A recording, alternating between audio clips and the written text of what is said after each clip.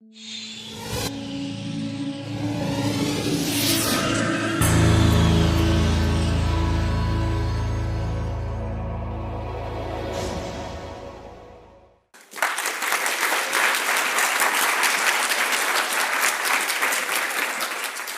you so much for having me here today. I am just as nervous as I am excited, and I'm very, very excited.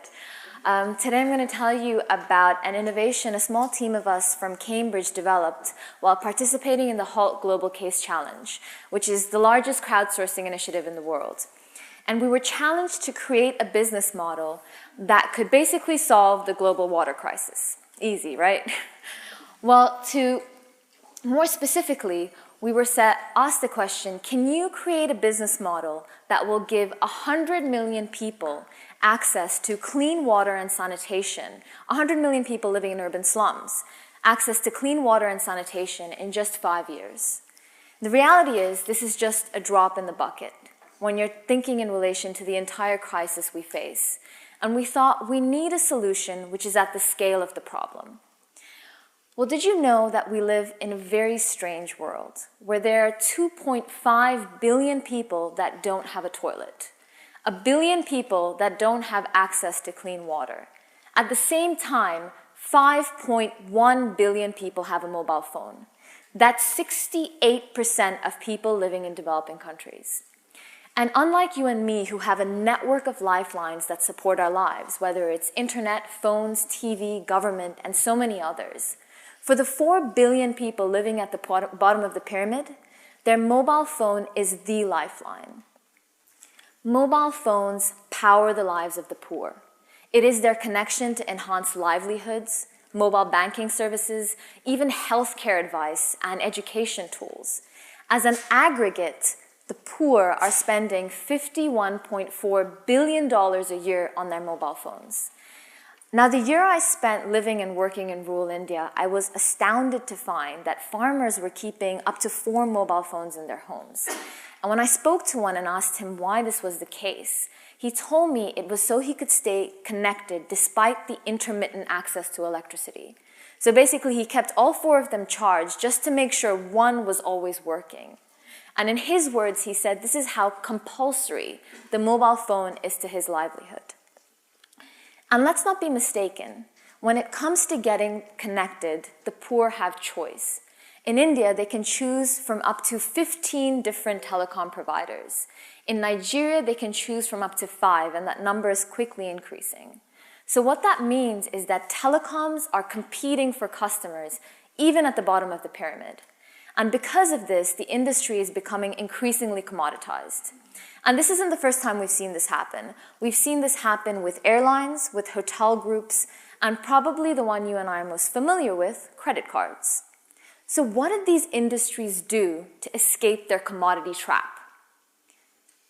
They tied our transactions. They innovated to tie our transactions to something we really care about. To put it simply, they created loyalty programs. So how do we make the mobile connector the water connection? We create a loyalty program that allows communities to earn credit towards building water and sanitation infrastructure in their neighborhoods every time they top up their mobile phone. It may seem complicated, but it's really simple. We call it Paani. Paani brings the proven and profitable business model of loyalty programs to the bottom of the pyramid by tying the ingrained and accelerating behavior of mobile phone usage to something communities really care about: water and sanitation. So how does it work? Well, first we need to set up the infrastructure. Communities, potentially structured as self-help groups, take out a water and sanitation loan from a microfinance institution. They use this loan to build water and sanitation infrastructure in their community. Now, the second part works by partnering with a local telecom provider. We create a bottom-of-the-pyramid loyalty program that allows communities to earn water points. So now, every time you top up your mobile phone, you earn water points for your community. These water points equate to money that collects in a community-owned drop fund. And this drop fund is managed locally by the community. Now, the funds from the drop fund first go towards repaying and helping the community repay the water and sanitation loan they had initially taken out. Once those loans are repaid, the fund is going to continue to grow because people are going to continue to use their mobile phones. And the money accrued over time can then go towards maintenance of the infrastructure and further education of the community in hygiene practices and other critical issues. And the final part is that the community pays for their usage of water and any other services via the mobile phone and receives a marginal discount for staying with the local telecom provider. Now, this is a great idea, but do the economics actually work? So today, we're going to visit Kianda. Kianda is a settlement in Kibera, one of the largest urban slums in the world, located in Kenya. Kianda has a population of 15,000 people, thereabouts. And between them, they share 115 water connections and 285 toilets. At the same time, each household in Kianda, on average, is spending $160.5 a year on their mobile phone. That means, as an aggregate, the settlement of Kianda is spending $751,000 a year on their mobile phones. So what would the future of Kianda look like with Paani? Well, if you run the numbers, and you see that they're spending $751,000 a year on their mobile phones, and we apply an Paani loyalty incentive of 5%, which, let me add, is lower than the acquisition cost of a poor customer in both India and Africa, you find that our drop fund grows at a rate of about $37,000 per year. And if you do the math on that, that equates to 442 new water connections and sanitation points in the first year alone. So today in Kianda, 41 households share 1 water point and 1 toilet. With Paani, within the first year alone, this would drop to 8 households, then to 4, to 2.5, to 1.5, and by the 5th year, each household in Kianda would have the ability to have their own water point and their own toilet. We believe that Paani creates self-reinforcing cycles of economic growth. And when the loans are repaid, the first part of the platform can act as a revolving fund and scale and bring the model to other communities. And our business model, we believe, is not an innovation in water and sanitation.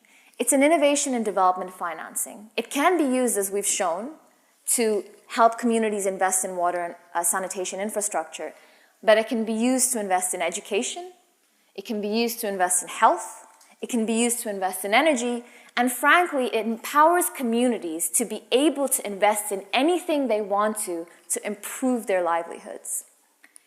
We believe it's an open architecture to local solutions. It's a DNA.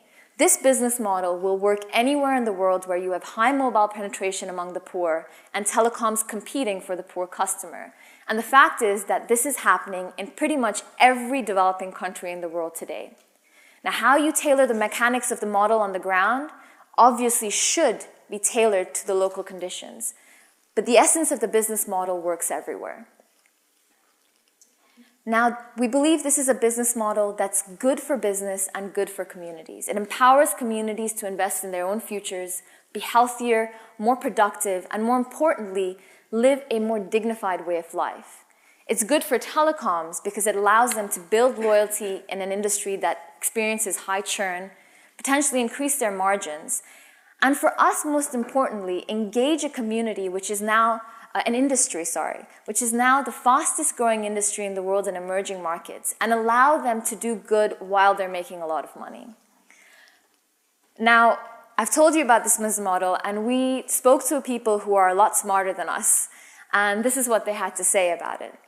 And I'm really excited to speak to all of you here today because I'm hoping to connect with people who are excited about the idea and can really engage with us and help us take it forward. And I'm really looking forward to learning from all of you. So thank you very much for your time.